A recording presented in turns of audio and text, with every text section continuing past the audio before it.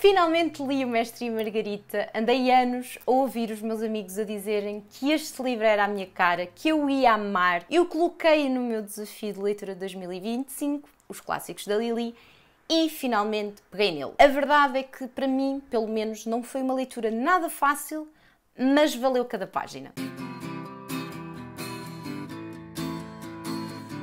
Em primeiro lugar, a Presença reeditou a capa deste livro e eu achei que ficou tão fofa, a sério, acho mesmo muito fofinha em comparação à anterior, adorei. Este livro não teve um parto nada fácil, o autor começou a escrevê-lo em 1928 e só o terminou em 1940. Estamos a falar num puro período de stalinismo. E porque é que não foi fácil a publicação do livro? Ele só foi publicado póstumamente, anos 70, ok? Por causa de toda a censura, toda a repressão da época, o autor acabou por queimar, incendiar a primeira versão deste livro e depois, ao longo do tempo, foi escrevendo e editando várias versões, daí ele ter demorado tanto tempo a sair e só ter sido lançado, infelizmente, após a morte do autor. É um livro que mistura muita coisa, mistura sátira política, fantasia, filosofia, romance.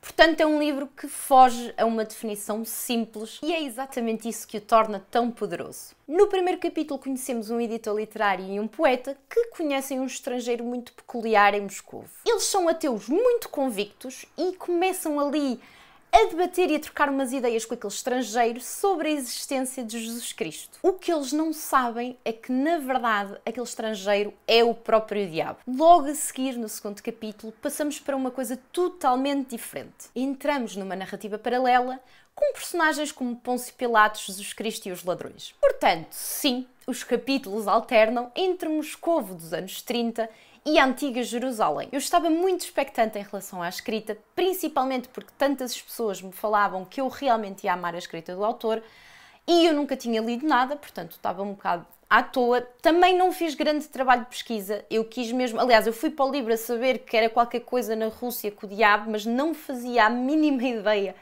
Nem a estrutura, nem o tipo de escrita, nada. Fui mesmo assim às cegas e eu senti que, ainda bem que fui, senti que se calhar se fosse um bocadinho mais preparada não tinha a experiência que eu tive. Como é que eu vou descrever o estilo de escrita do Bulgakov, pelo menos para mim? Imaginem se o Kafka e o Gabriel Garcia Marques adotassem um menino russo e lhes ensinassem tudo aquilo que eles sabem. Eu senti um bocado isso, senti que o Bulgakov é uma junção meia incomum entre a escrita do Gabriel Garcia Marques e do Kafka. É um livro muito exigente, nós precisamos realmente estar focados enquanto o estamos a ler. Se eu me distraísse um segundo a pensar se já tinha descongelado ou não a carne, perdia completamente o fio à meada. Principalmente no início do livro tive uma dificuldade muito grande com a quantidade de personagens. Ele explora a vida de muitas personagens secundárias, o que eu sinto que dá realmente um realismo mais forte ao romance, mas também que atrasa a ação principal e, pelo menos para mim, foi uma dificuldade. Outra dificuldade para mim ao ler este livro é uma dificuldade minha, que me acontece sempre quando leio Dostoiévski, que é o nome das personagens.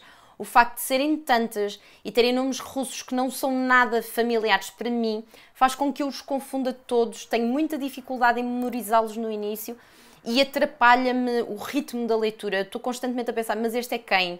No início foi um bocadinho complicado, depois mais ou menos a partir do meio fluiu completamente, mas no início chateou-me porque eu estava constantemente a sair da narrativa a pensar, epá, mas quem é que é este? Outra coisa que eu também não gostei muito no início do livro foi que eu senti que, e isto possivelmente terá a ver com a questão dele não ter escrito o livro seguido, ou seja, passaram-se anos em que ele foi escrevendo e foi editando, tem a ver com esta passagem de capítulos para capítulos. Eu senti que em muitos momentos foi demasiado brusca e tornou, pelo menos para mim, a leitura meio confusa. Por outro lado, a forma como ele usa o surrealismo neste livro é simplesmente brilhante. Temos que nos lembrar do período em que o livro foi escrito, a censura, a repressão, tornavam muito difícil os autores escreverem abertamente sobre as questões, não sendo possível escrever diretamente sobre a realidade.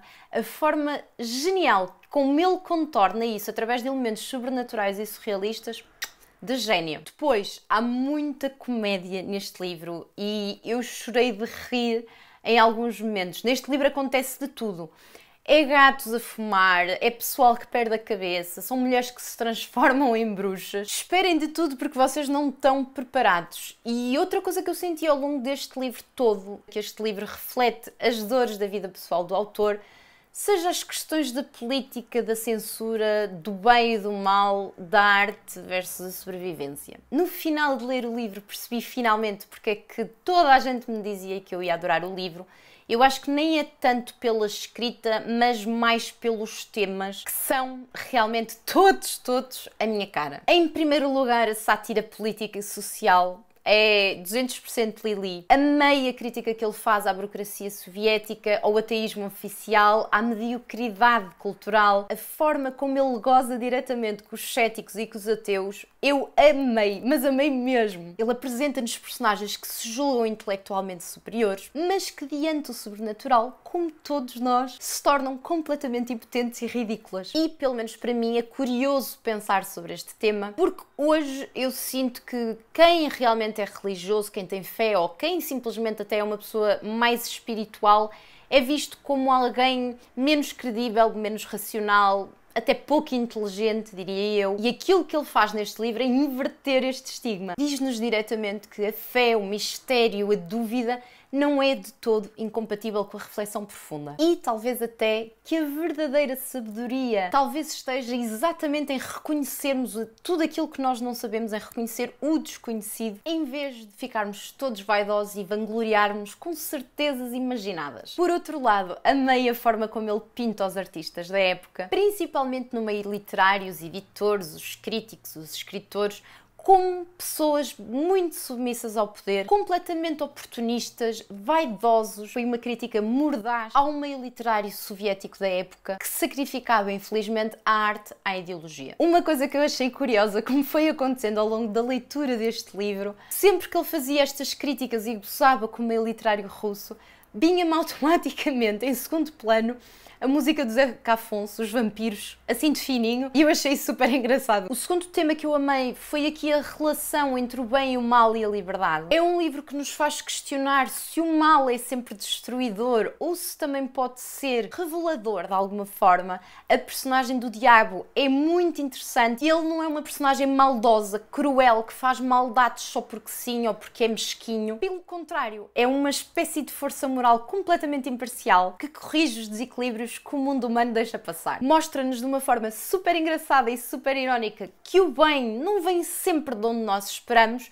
e aquela famosa frase de boas intenções está o inferno cheio cai aqui que nem uma luva. O terceiro tema que eu também gostei muito é o poder da arte, o poder do amor. Há uma história de amor neste livro também que eu sinto que simboliza o poder da entrega e da confiança absoluta no outro. E depois temos também o poder do livro, da literatura, que sobrevive ao tempo, que sobrevive à repressão e que deu origem à famosa frase "os manuscritos não ardem" e que realmente é tão simbólico e tão bonito. E o último tema que fez com que eu amasse o livro é este diálogo entre o mito e a religião. O stalinismo foi um regime oficialmente ateu, mas neste livro nós percebemos que realmente o autor foi marcado pela fé cristã, possivelmente herdada da família, até porque o pai era professor de teologia. Nos capítulos em que ele se concentra em Pilatos e Jesus, ele reinterpreta o cristianismo de uma forma tão universal, tão humanizada, que me marcou profundamente. Foi mesmo apanhada, fiquei muito surpreendida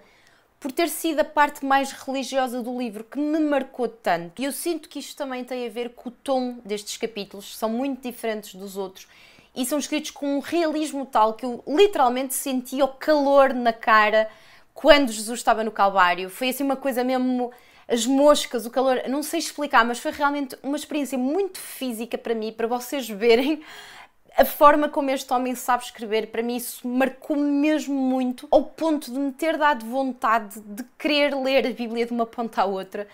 Coisa que possivelmente eu vou guardar para a reforma, se lá chegar. Concluindo, houveram alguns capítulos, principalmente no início do livro, que me irritaram pela lentidão, que para mim tiveram ritmos muito irregulares e que não foram fáceis de ler exatamente por causa disso. No entanto, temos capítulos lindos de morrer, capítulos geniais e capítulos hilariantes. Amei conhecer uma Moscovo completamente consumida pelas aparências e pelos bens, e depois fazer um paralelo àquilo que temos hoje, à corrupção, ao consumismo. Acho que aquilo que faz deste livro uma experiência literária única é realmente as diferenças de tom, não só na escrita, mas no próprio enredo. Nós temos tudo, temos romance, temos filosofia, temos crítica social, temos reflexões profundas e, tipo, literalmente rir-nos alto. Não é simplesmente um clássico atemporal, é realmente uma experiência. Acabei este livro a pensar que amava ver um vídeo de opinião no YouTube do Putin a este livro. Acho que era uma leitura que para ele poderia ser super didática. Podia aprender, por exemplo, que a repressão nunca vence a arte, podia aprender que a história nunca perdoa a cobardia e que até o diabo pode expor as farsas de um regime. Política isso à parte, é um livro que eu recomendo a todos que procuram um livro divertido, mas também provocador e profundo. E vocês já tinham ouvido falar deste livro? Já leram? Digam-me aqui em baixo, por favor, se já leram. Qual é que foi a vossa experiência com este livro? Se ficaram curiosos, digam-me também aqui em baixo nos comentários. Beijinhos e até à próxima segunda-feira.